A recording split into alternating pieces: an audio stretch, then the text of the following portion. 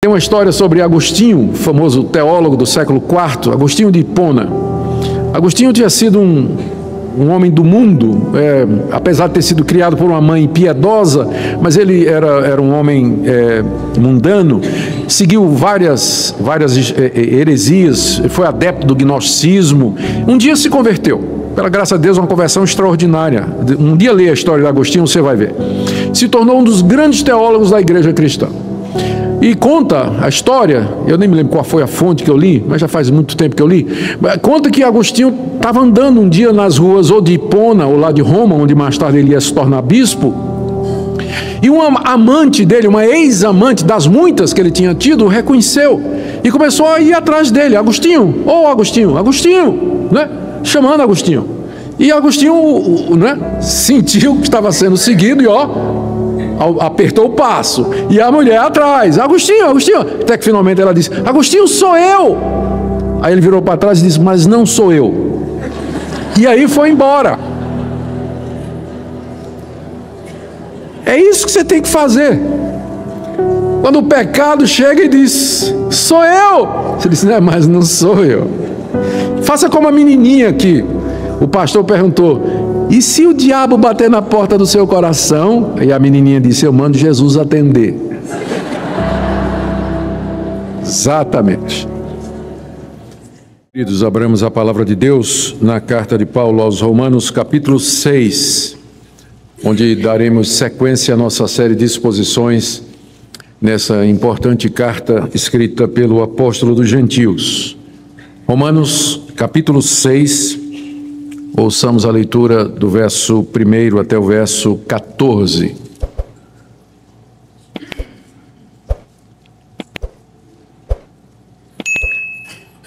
Durante a leitura eu farei algumas observações para que vocês percebam com mais clareza a estrutura do texto, o que é que o apóstolo Paulo está fazendo aqui.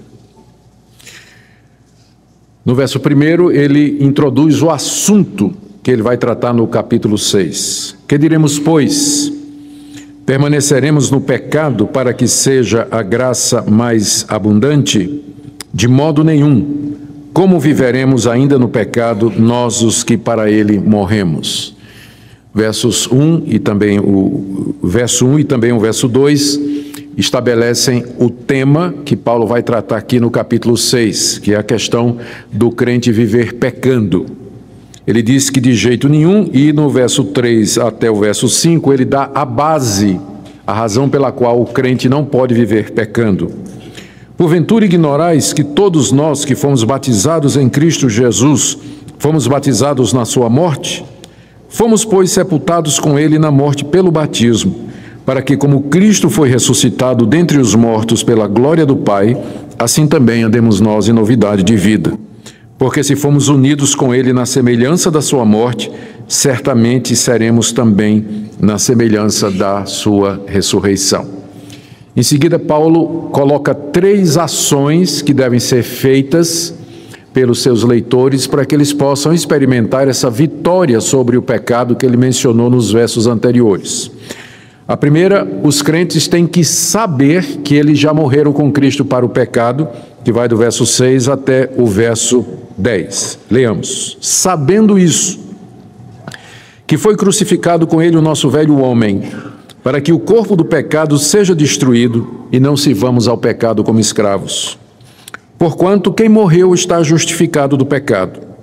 Ora, se já morremos com Cristo, cremos que também com ele viveremos. Sabedores de que, havendo Cristo ressuscitado dentre os mortos, já não morre. A morte já não tem domínio sobre ele. Pois quanto a ter morrido, de uma vez para sempre morreu para o pecado, mas quanto a viver, vive para Deus. Primeira atitude, a gente tem que saber. A segunda, nós temos que nos considerar. Verso 11. Assim também vós considerai-vos mortos para o pecado, mas vivos para Deus em Cristo Jesus. Terceira atitude, nós temos que nos oferecer. Não reine, portanto, o pecado em vosso corpo mortal, de maneira que obedeçais às suas paixões, nem ofereçais cada um os membros do seu corpo ao pecado como instrumentos de iniquidade, mas oferecei-vos a Deus como ressurretos dentre os mortos e os vossos membros a Deus como instrumentos de justiça. No verso 14, Paulo fecha essa primeira parte com uma declaração extraordinária: porque o pecado não terá domínio sobre vós, pois não estáis debaixo da lei, e sim da graça. Portanto, o tema dessa passagem é a libertação do pecado. Como nós podemos viver uma vida livres do domínio do pecado sobre nós. Vamos pedir que o nosso Deus nos ajude a compreender o que nos é prometido aqui e de que maneira nós podemos viver essas realidades na prática. Ó Deus querido, estamos diante de promessas grandiosas, promessas que nós gostaríamos de ver cumpridas em nossa vida. Nós queremos experimentar essa libertação do pecado, nós queremos viver em novidade de vida, queremos viver de maneira que te agrada. Por isso nós pedimos que Teu Espírito Santo ilumine o nosso entendimento e nos instrua no caminho que nós devemos andar, para que possamos experimentar estas palavras grandiosas que nós encontramos aqui. Abençoa cada um dos Teus filhos e filhas que aqui se encontram nessa noite.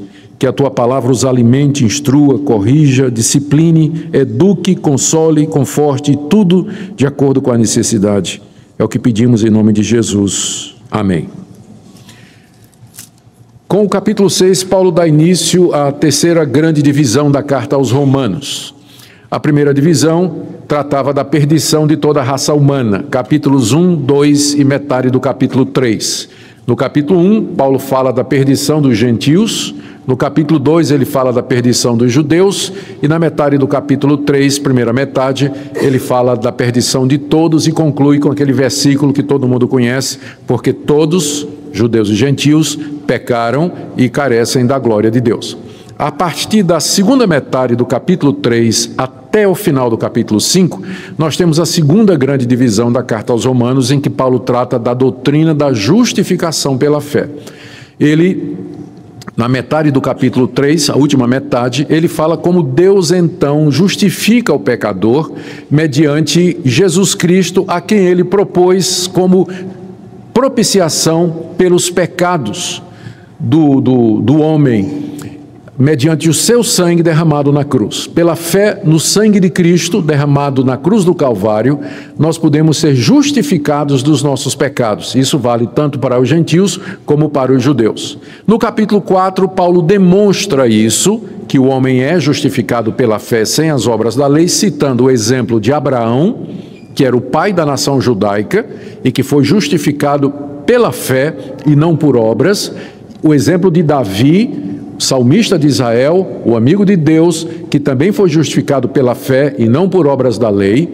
E no final, na primeira parte do capítulo 5, o apóstolo Paulo fala de como, mediante essa justificação que nos é dada gratuitamente em Cristo Jesus, nós temos acesso à presença de Deus, já temos perdão de pecados e já somos reconciliados com Deus aqui e agora. E na segunda parte do capítulo 5, que foi a última coisa que nós vimos, Paulo faz uma comparação entre Adão e Cristo. Em Adão nós morremos, em Adão nos tornamos pecadores, em Adão nós estamos debaixo da ira de Deus, em Adão nós seremos castigados. Deus mandou um segundo Adão, que fez certo o que o primeiro fez errado. E em Cristo Jesus nós somos justificados, perdoados e recebemos a vida eterna. E Paulo termina o capítulo 5 dizendo as seguintes palavras, verso 20.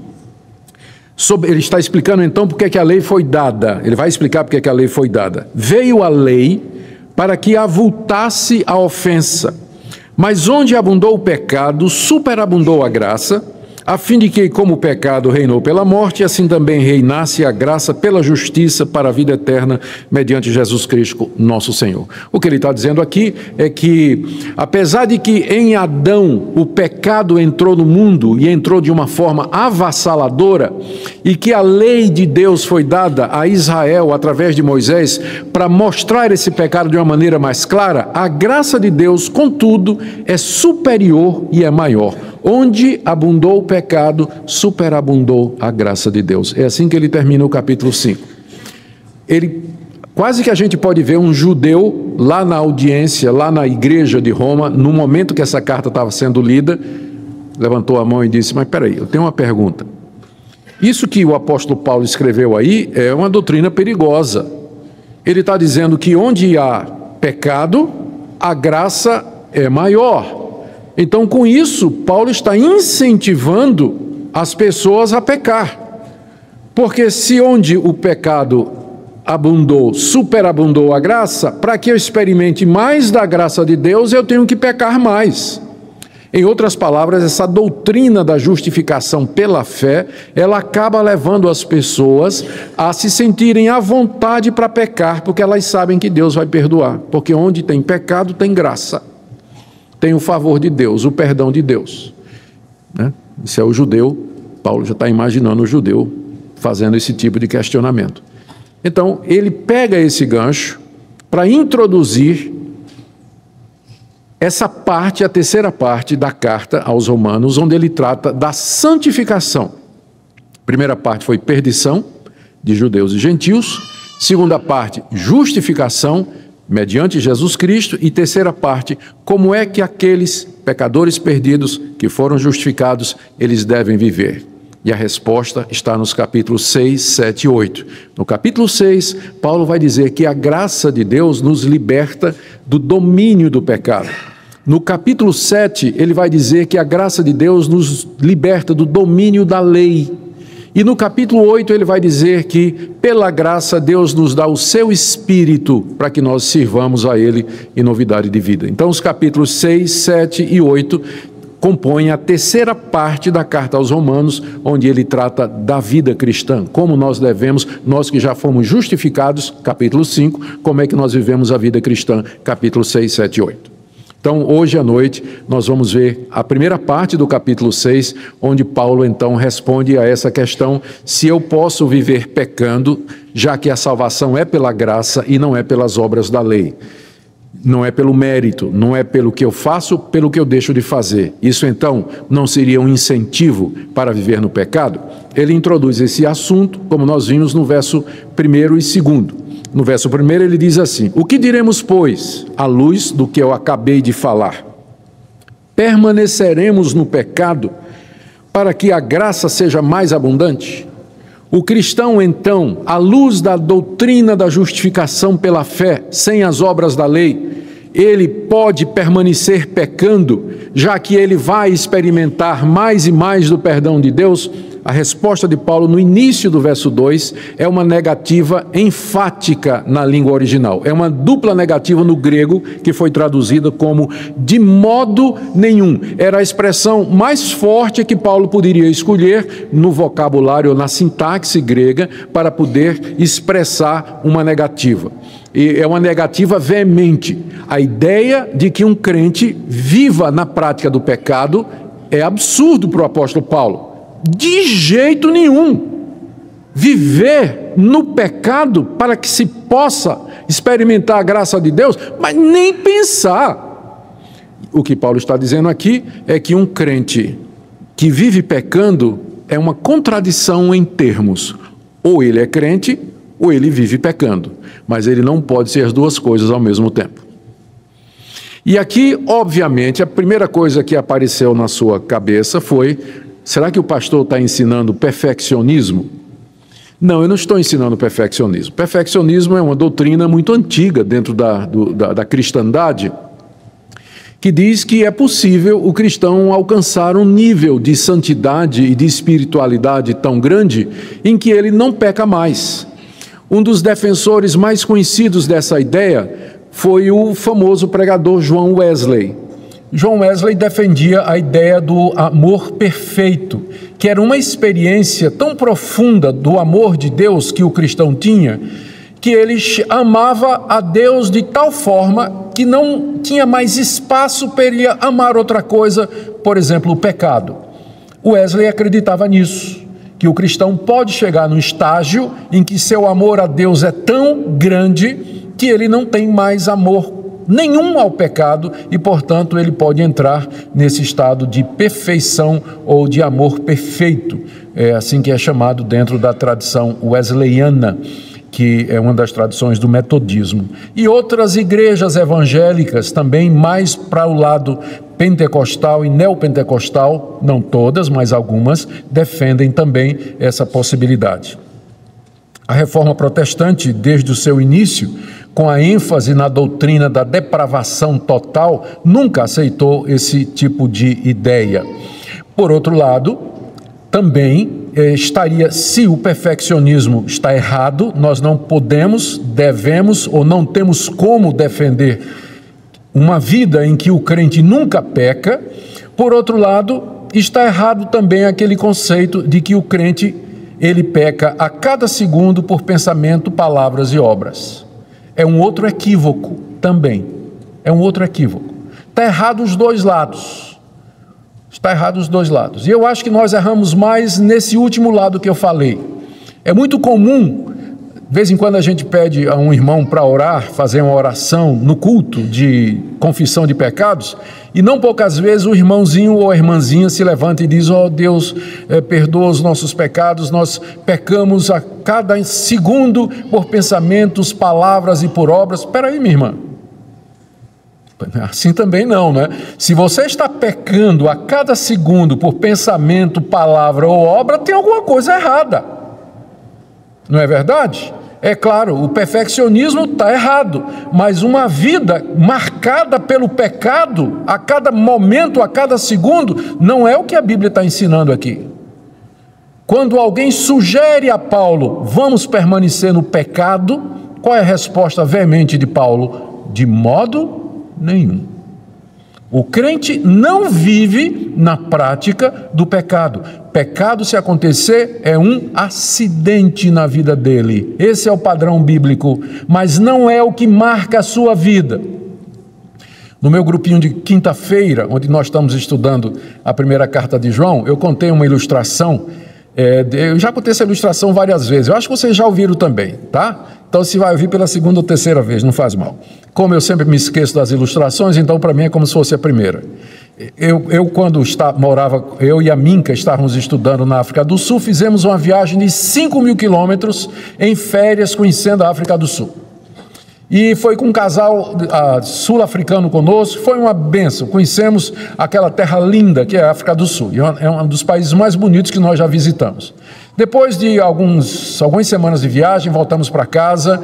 Então um outro casal de amigos nos visitou, era também um casal de estudante na época, e ele perguntaram sobre a viagem, curiosamente, não é? E aí um homem sempre gosta de fazer esse tipo de pergunta: e aí, o carro deu problema? E aí eu respondi: não, graças a Deus, foram 5.000 quilômetros, mas teve um pneu furado. Então um pneu furado em 5.000 quilômetros é uma coisa. Agora imagine se o pneu furasse a cada 50 metros. Vocês já entenderam a minha analogia. A nossa vida aqui, o normal é que o pneu fure a cada 5.000 quilômetros. Mas se todo dia você está trocando o pneu, tem alguma coisa errada, não tem? Eu não acredito numa viagem que não tenha um pneu furado, mas uma viagem onde o pneu fura a cada 50 metros, alguma coisa está errada. Então essa visão da vida cristã, de que o cristão ele vive pecando diariamente por pensamentos, palavras e obras a todo instante, não bate com o padrão de vida cristã que o Novo Testamento nos ensina. Da mesma forma que não bate o ensinamento que eu já falei do perfeccionismo. Mas aqui no capítulo 6 nós encontramos o caminho bíblico. É um caminho onde você pode dizer não ao pecado, em que você não é escravo do pecado, em que você não é obrigado a fazer a vontade do pecado, e onde pela graça de Deus você pode dizer não ao pecado. Aqui também é preciso fazer uma diferença entre tentação e pecado. Talvez seja aqui que as pessoas se confundam. A nossa natureza pecaminosa, ela permanece em nós depois da conversão. E ela cobiça, ela deseja, ela almeja. Mas enquanto você diz não para ela, você não pecou. Ou seja, o crente ele pode passar um dia inteiro sendo tentado em diversas áreas. Ele passou o dia inteiro dizendo não, não, não e não. No final do dia, ele é vitorioso, ele é vencedor, ele não pecou. embora os desejos, as vontades apareçam. Está no trânsito, né? O cara dá uma goianada, dá uma fechada no cara assim, né? Aí a raiva, né? Começa a sentir aquela raiva, a vontade de fazer a mesma coisa. Você diz, não. Você lembra, né? Não, você tem que perdoar os seus inimigos. Aí você deixa o cidadão ir embora. Deus abençoe o irmão, vai na paz, né? Dá o lugar para ele, deixa ele embora. Você não pecou, mas o desejo, né? Desejo veio. Então, você passa o dia todo brigando com a corrupção do seu coração, mas você disse não faço, não aceito, não vou fazer isso. Então, você não pecou. Então, às vezes as pessoas confundem a tentação com o pecado em si, por isso que elas dizem, não, eu passo o dia todo pecando. Não, se você é crente, você não pode passar o dia todo pecando, tem alguma coisa errada. Você pode estar sentindo a força e a presença do pecado no seu coração o dia todo, isso é uma coisa. Mas viver na prática do pecado, a Bíblia é muito clara. Quem vive na prática do pecado não entrará no reino de Deus. Não entrará no reino de Deus. Então isso tem que ficar claro. Não estamos aqui defendendo o perfeccionismo. Nós estamos aqui combatendo aquela visão subcristã do padrão bíblico de santidade e de caminhar, em que as pessoas acham normal elas cometerem pecados vários e muitos durante o dia, e passa o dia todo pecando, e de noite, antes de dormir, peca no varejo, e de noite pede perdão por atacado. Senhor, perdoa tudo que eu fiz de errado, boa noite, e vai dormir. Tem alguma coisa errada. Não é assim que a palavra de Deus nos ensina. Então, esse é o ponto aqui, não é? A revolta de Paulo, podemos dizer assim, a indignação dele, a perplexidade dele nos versos 1 e 2, é exatamente por isso, é quando ele imagina que alguém vai dizer que uma pessoa que é salva pela graça, ela vai viver, permanecer no pecado para que ela experimente mais da graça de Deus. De modo nenhum. Claro que não. Não é a vida cristã normal a gente viver, permanecer no pecado, uma vez que conheceu a graça. E aí ele diz, ele nos dá, metade do verso 2 até o verso 5, a base para isso. O que Paulo vai dizer aqui nesses versículos é que o crente, ele não pode viver pecando, porque ele já morreu para o pecado. Ele já morreu para o pecado, e essa morte se deu na morte de Cristo. O que ele está fazendo aqui é expandindo o que ele já disse no capítulo 5.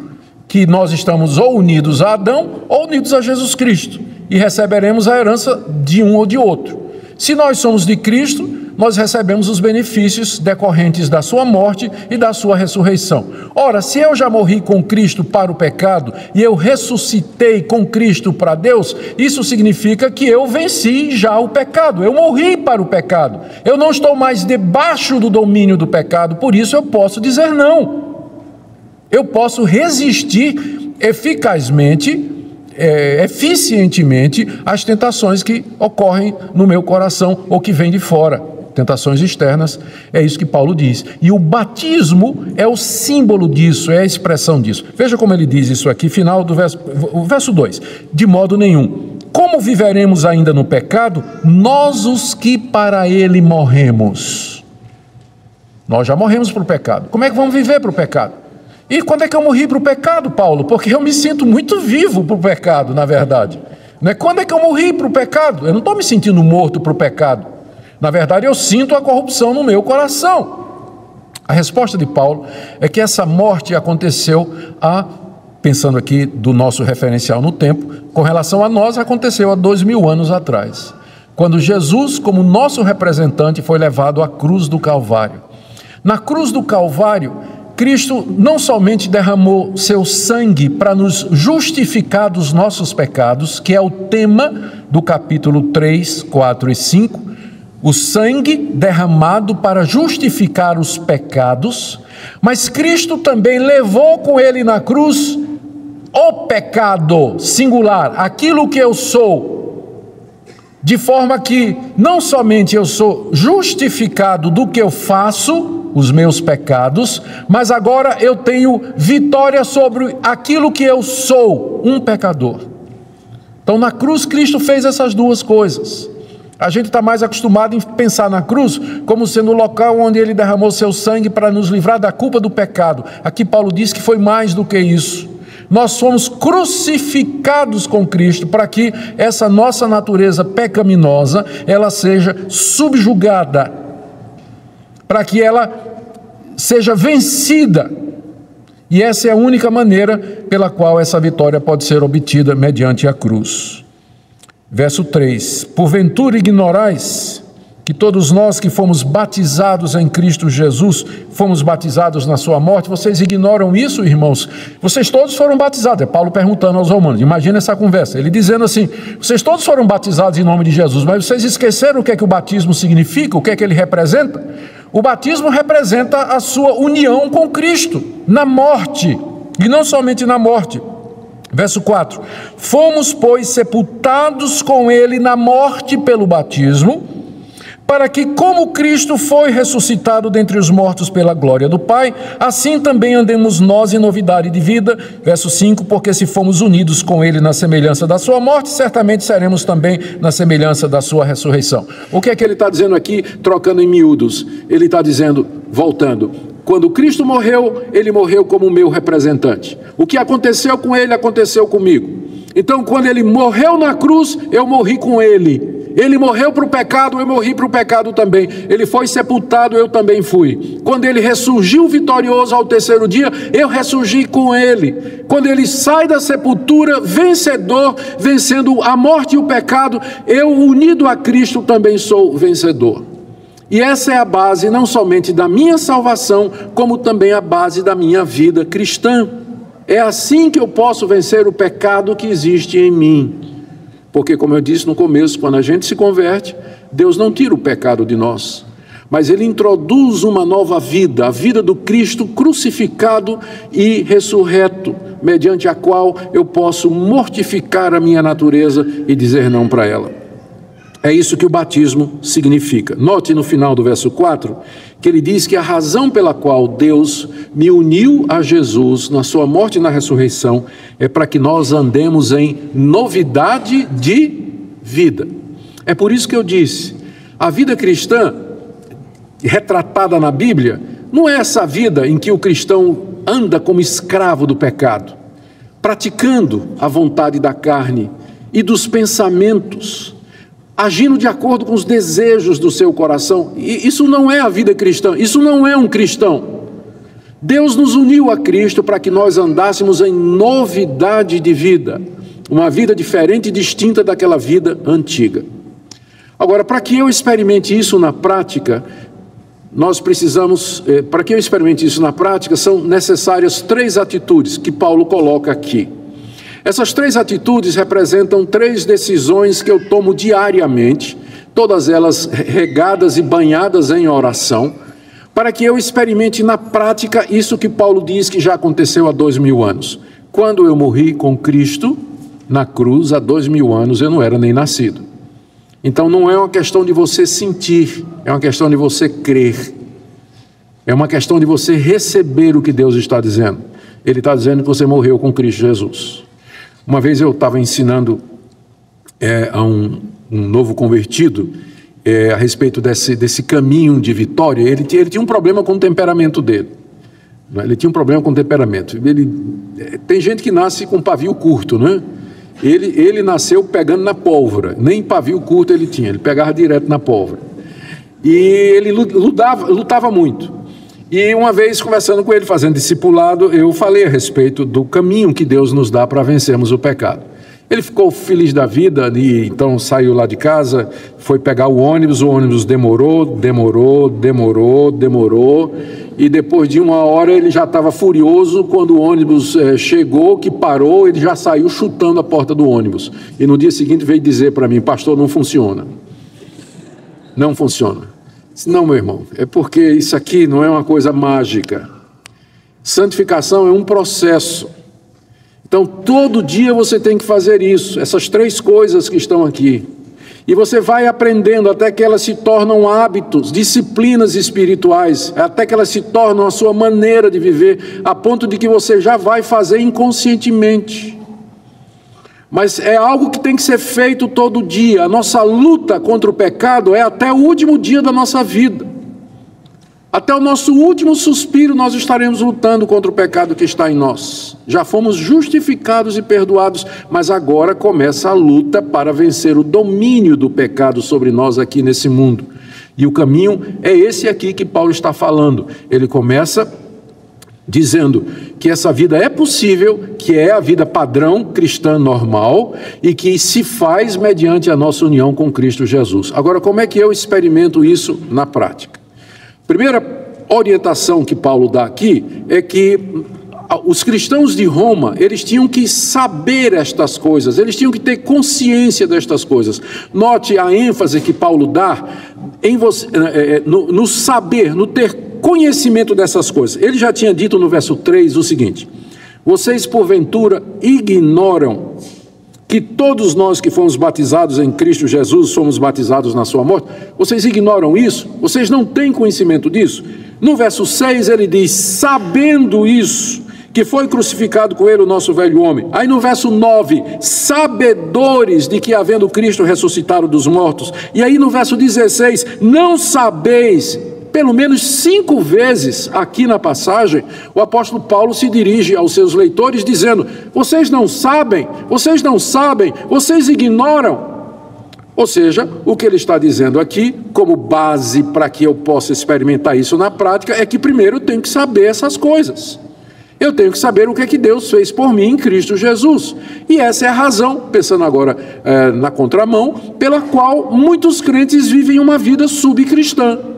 Eles desconhecem, eles ignoram toda a plenitude do Evangelho, tudo aquilo que Cristo fez na cruz por eles. E quando a gente não tem conhecimento de uma coisa, nós não podemos nos apropriar dela, usufruir dela, como aquele fazendeiro, tem uma história muito conhecida, eu penso, foi em algum lugar nos Estados Unidos, eu não sei bem, mas tinha um fazendeiro lá que plantava batata, tinha uma roça enorme, plantava batata, e foi ficando, não dando certo, a colheita não dava bem, o tempo não era favorável, eu sei que ele foi ficando pobre, e um dia chegou, ele vendeu a propriedade dele a preço de banana para um vizinho, que um dia cavando lá, descobriu petróleo. O cara tinha um poço de petróleo, rios de petróleo debaixo da sua terra, mas ele vivia como pobre. Por quê? Porque ele não sabia. Porque ele não sabia. Por isso que Paulo diz, vocês ignoram isso. Vocês não sabem isso. Para poder ficar dizendo, não, eu posso viver pecando. Vocês ignoram isso que Deus fez por nós em Cristo Jesus. Verso 6 então, do verso 6 até o verso 10, Paulo trata, aqui o foco é exatamente isso, a necessidade que eu tenho de entender a cruz, de entender a minha união com Cristo, porque sem esse entendimento eu não tenho a base para viver a prática. Não adianta você querer ser cristão se você não tem o entendimento e a doutrina correta. Você vai cair no misticismo, você vai cair na superstição, você vai seguir práticas de falso profeta, você vai estar fazendo aí um monte de coisa que não tem qualquer fundamentação na Bíblia. Por isso que você tem que saber. O que é que eu tenho que saber? Verso 6, sabendo isso, primeiro, que foi crucificado com ele o nosso velho homem, para que o corpo do pecado seja destruído, e não sirvamos o pecado como escravos. Você tem que saber isso, que foi crucificado, está no passado aqui o verbo, foi crucificado, há 2000 anos atrás, foi crucificado com ele aqui é Jesus, o nosso velho homem. O que é o nosso velho homem? É a nossa natureza humana decaída. Por que é chamada de velho homem? Porque eu herdei essa minha natureza humana decaída do primeiro homem que foi criado, que foi o primeiro que pecou, que é Adão, e como ele é o primeiro, é portanto o mais velho. Por isso que a nossa natureza pecaminosa é na Bíblia chamada com frequência de o velho homem. Então, o velho homem foi crucificado com Cristo.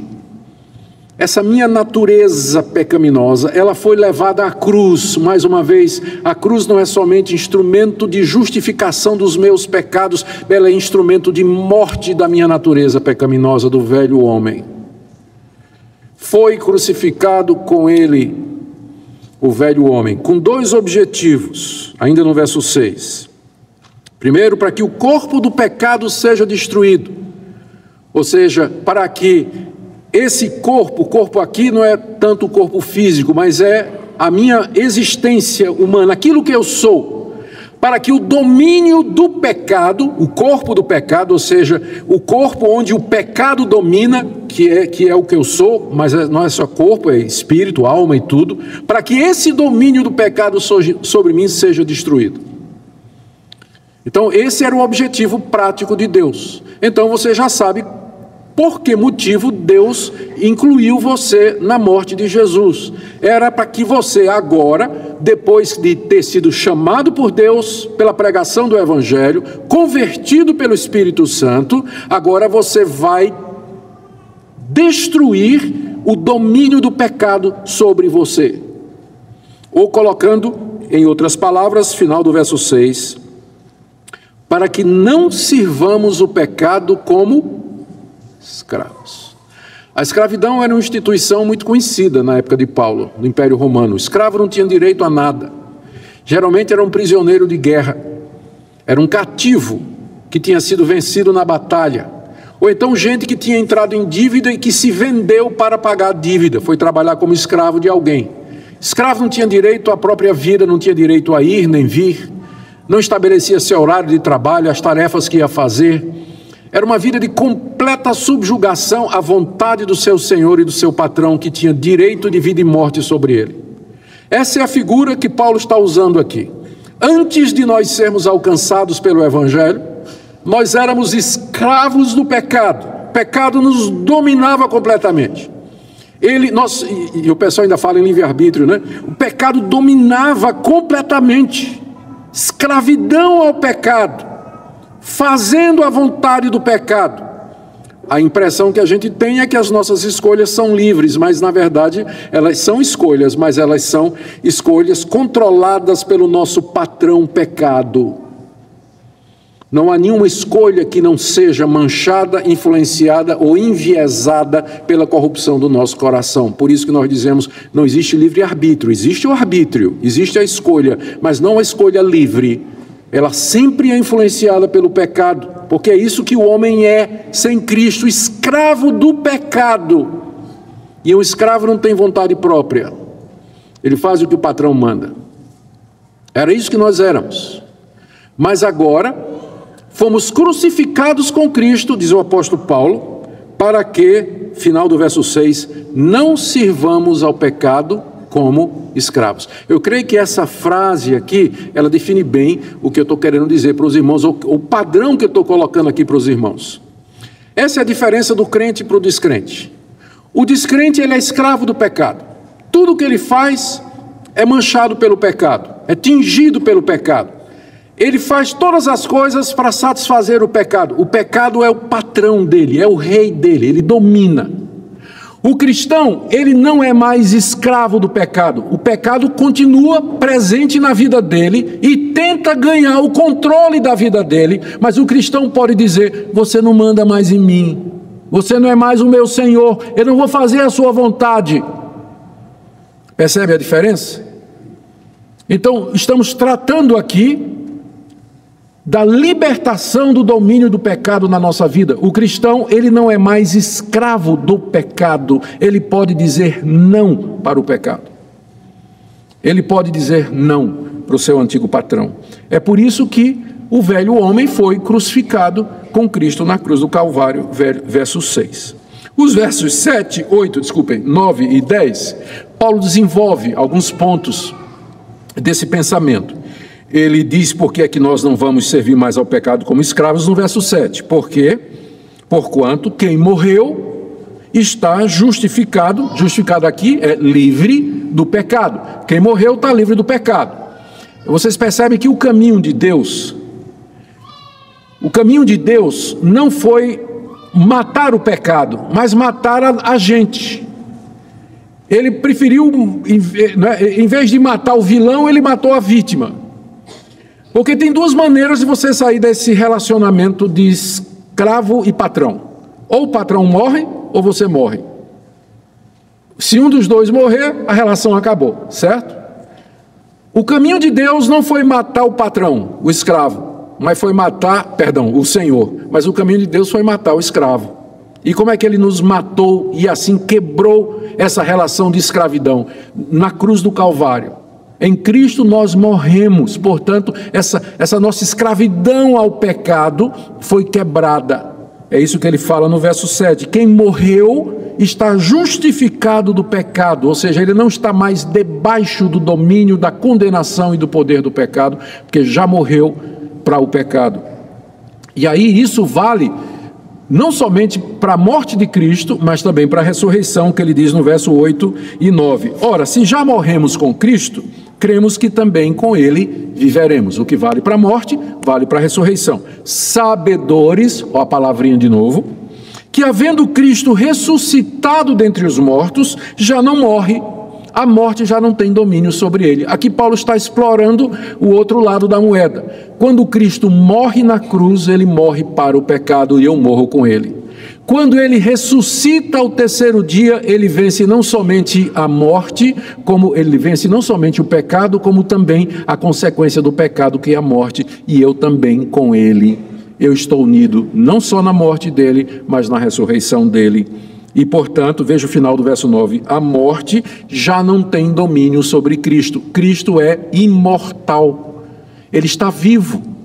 Hoje, a morte não tem mais domínio sobre ele. E da mesma forma que a morte não tem domínio sobre ele, o pecado também não tem mais domínio sobre mim. Essa é a analogia que Paulo vai fazer aqui no verso 11, quando ele diz assim: assim também vós,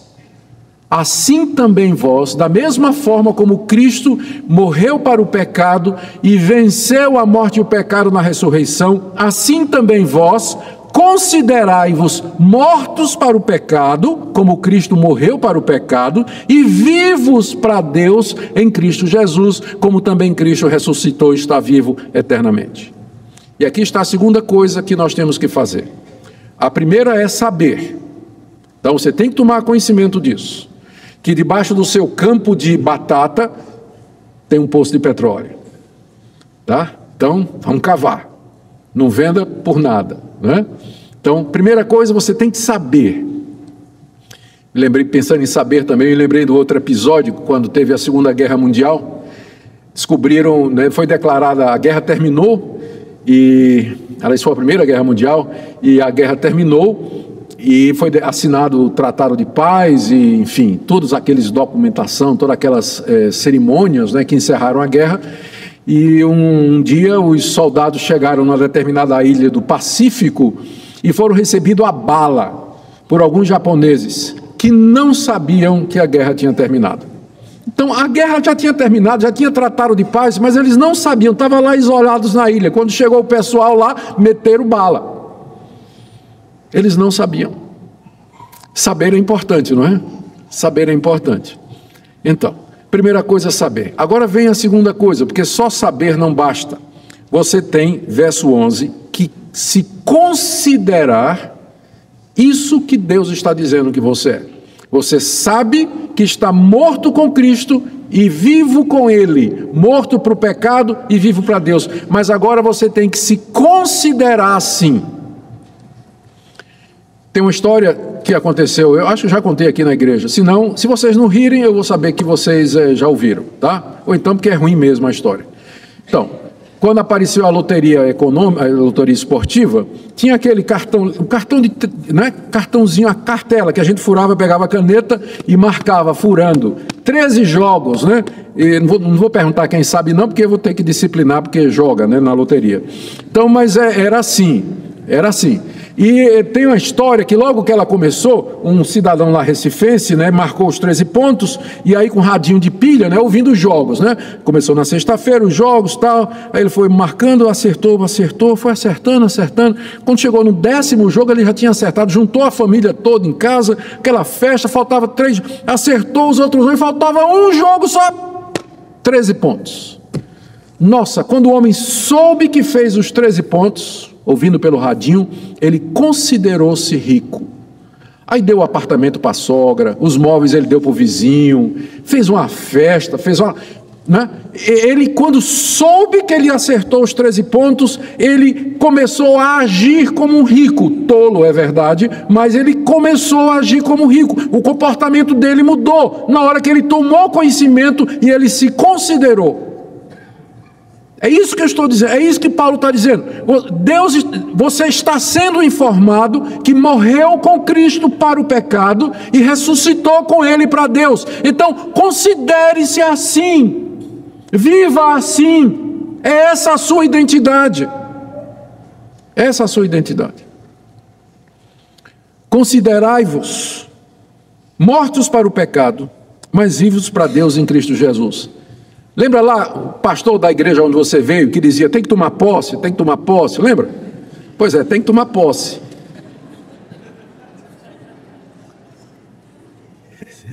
Eis o uso legítimo da frase, tome posse. Deus está dizendo, você está morto para o pecado, põe a mão em cima e diga, eu recebo. Eu recebo, Senhor. Estou morto mesmo. Tem uma história sobre Agostinho, famoso teólogo do século IV, Agostinho de Hipona. Agostinho tinha sido um homem do mundo, apesar de ter sido criado por uma mãe piedosa, mas ele era um homem mundano, seguiu várias heresias, foi adepto do gnosticismo. Um dia se converteu, pela graça de Deus, uma conversão extraordinária. Um dia lê a história de Agostinho, você vai ver. Se tornou um dos grandes teólogos da igreja cristã. E conta a história, eu nem me lembro qual foi a fonte que eu li, mas já faz muito tempo que eu li, conta que Agostinho estava andando um dia nas ruas ou de Hipona ou lá de Roma, onde mais tarde ele ia se tornar bispo, e uma amante dele, uma ex-amante das muitas que ele tinha tido, o reconheceu e começou a ir atrás dele. Agostinho, Agostinho, né? Chamando Agostinho. E Agostinho, né, sentiu que estava sendo seguido e apertou o passo, e a mulher atrás, Agostinho, até que finalmente ela disse, Agostinho, sou eu. Aí ele virou para trás e disse, mas não sou eu. E aí foi embora. É isso que você tem que fazer. Quando o pecado chega e diz, sou eu. Você diz, não, mas não sou eu. Faça como a menininha aqui. O pastor perguntou, e se o diabo bater na porta do seu coração? E a menininha disse, eu mando Jesus atender. Exatamente. Então, considerai-vos mortos para o pecado e vivos para Deus em Cristo Jesus. A terceira atitude que Paulo ensina aos cristãos aqui, está do verso 12 até o verso 13, e tem a ver com o verbo oferecer, que é o verbo que mais aparece aí. Verso 12, não reine, portanto, o pecado em vosso corpo mortal, de maneira que obedeçais às suas paixões, nem ofereçais cada um os membros do seu corpo ao pecado como instrumentos de iniquidade, mas oferecei-vos a Deus como ressurretos dentre os mortos, e os vossos membros a Deus como instrumentos de justiça. Aqui Paulo está personificando o pecado. Ele fala do pecado como se o pecado fosse um rei. E esse rei, de acordo com o verso 12, ele quer reinar em nosso corpo mortal, a nossa existência humana aqui nesse mundo. Ele quer nos dominar. Ele quer utilizar, de acordo com o verso 13, os nossos membros para a iniquidade. Os membros aqui se referem a todas as nossas faculdades físicas e mentais e espirituais, o nosso corpo, nossa mão, nossos olhos, minha inteligência, minha consciência, minha memória. Então, o pecado, como um rei, ele mora em mim e ele quer se assenhorar do que eu sou, desse meu corpo, dessa minha alma, da minha mente, para que através de mim ele semeie a iniquidade, ele siga o seu projeto de contaminação de toda a raça humana. Ele quer me usar como instrumento do seu propósito. Paulo fala do pecado como se fosse um rei que tem um plano maléfico e maldito de se infiltrar na sociedade através de pessoas que se oferecem a ele. E de fato o pecado se manifesta através das ações das pessoas. Gente ímpia, impura, imoral, idólatra, mentirosa, opressora, injusta, incrédula. É o pecado que se assenhoreia da existência humana e manifesta o seu mundo de iniquidade. Olha o que é que Paulo diz aqui para o cristão. Verso 12, não reine, portanto, o pecado em vosso corpo mortal, de maneira que obedeçais às suas paixões. É isso que eu estou falando, quando eu digo que essa é a vida cristã, normal. Quando o pecado não reina em mim, é quando eu não obedeço às suas paixões. Eu não tenho que obedecer às suas paixões. Por quê? Porque eu sou forte? Porque eu sou espiritual? Porque eu sou inteligente? Não é por nada disso.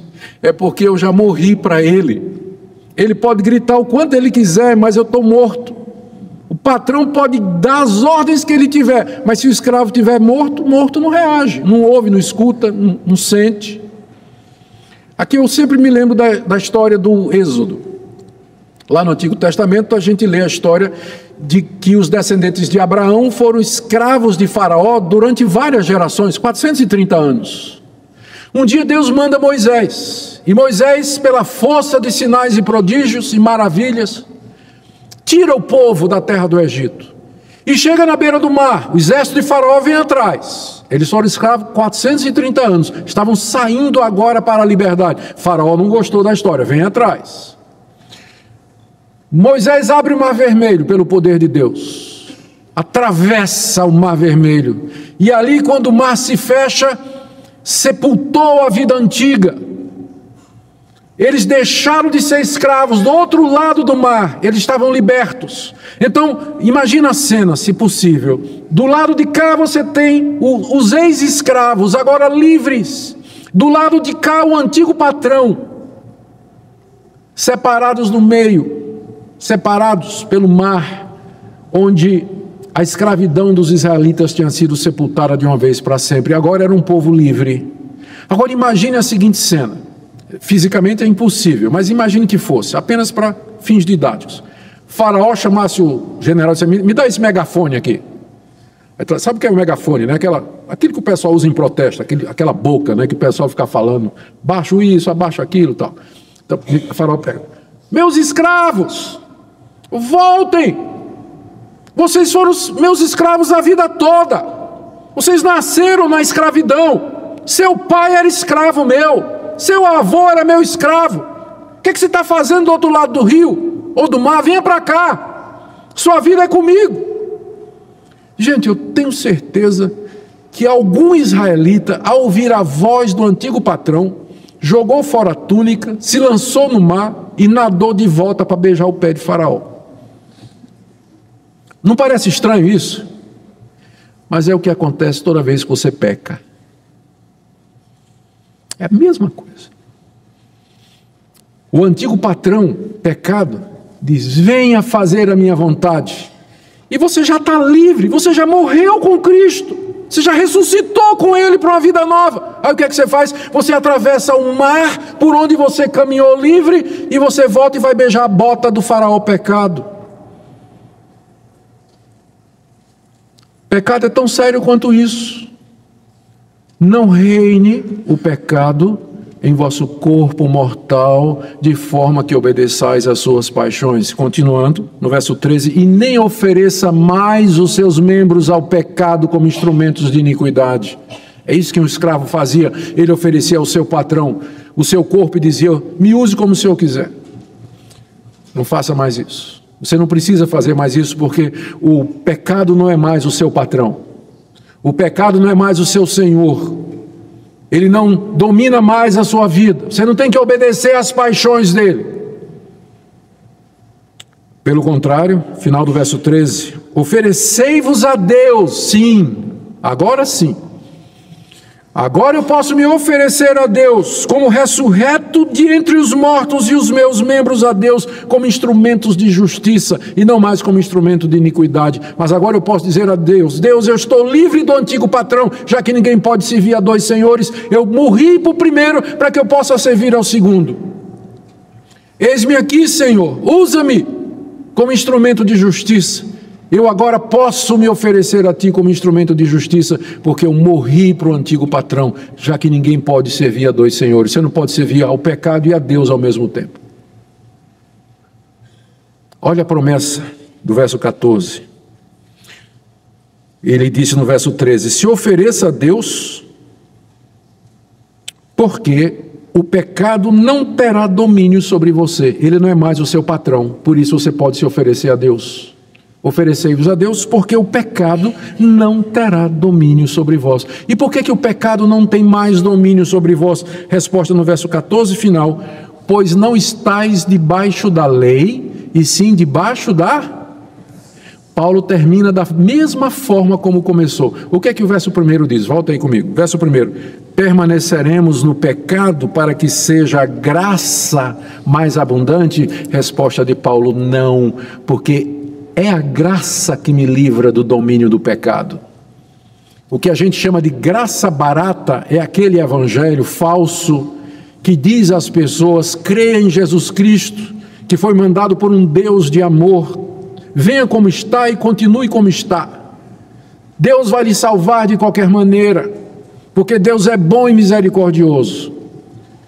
Por que a gente chama isso de graça barata? Porque não é a graça que é apresentada na Bíblia, aliás, até porque é incompleta.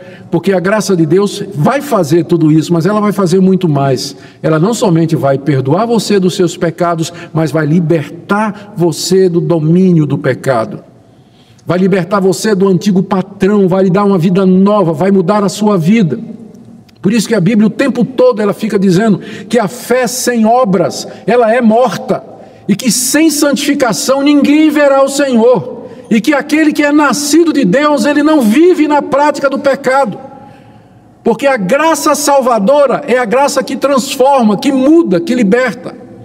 Como é que você pode dizer que você está salvo, se você ainda não foi salvo dessa sua língua mentirosa?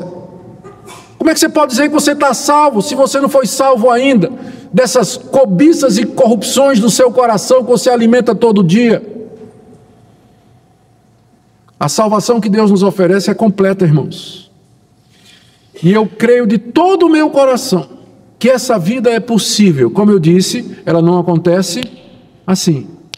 Mas ela é resultado de disciplina diária, de intencionalidade, de você dizer: Deus, eu quero viver dessa forma, porque Cristo morreu por mim e eu com Ele, para que eu vivesse novidade de vida. E aí você se dedica a saber, estuda a Bíblia, gasta tempo com Deus, medita, considerar-se, desenvolva a sua fé. A fé é como um músculo, se você não exercita, ele atrofia. Então exercite a sua fé, viva por isso que Deus está dizendo. E ofereça-se a Deus pela prática do serviço cristão, envolver-se no serviço de Deus, amar o próximo, ajudar o necessitado. Deus, eis-me aqui, usa-me. Faça essas 3 coisas todo dia e você vai experimentar essa vida de vitória, onde o pecado não terá domínio sobre você. Mas se a única coisa cristã que você faz é vir na igreja no domingo, passa a semana toda e não lê a Bíblia, né?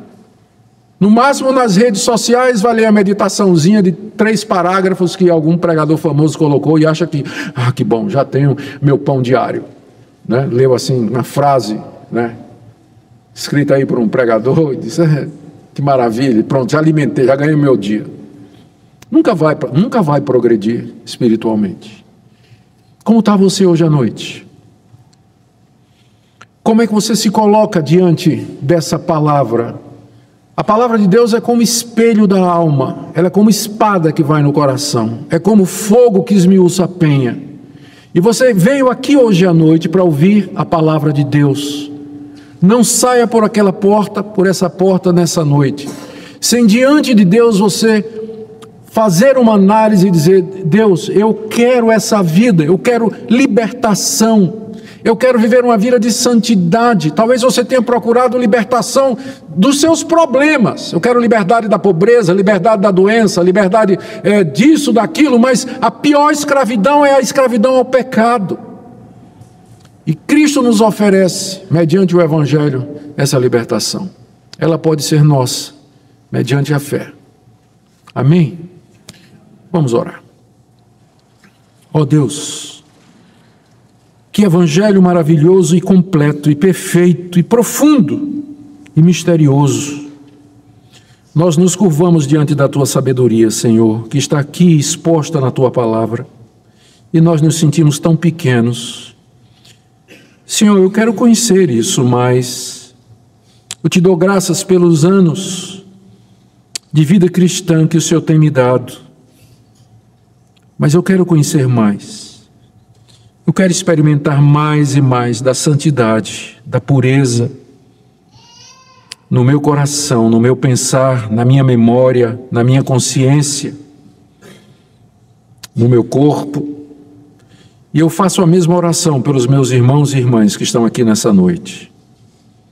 Se tem alguém, Senhor, que está vivendo na prática do pecado e que não está nem lutando, que está achando que é normal, ó Deus, tenha misericórdia.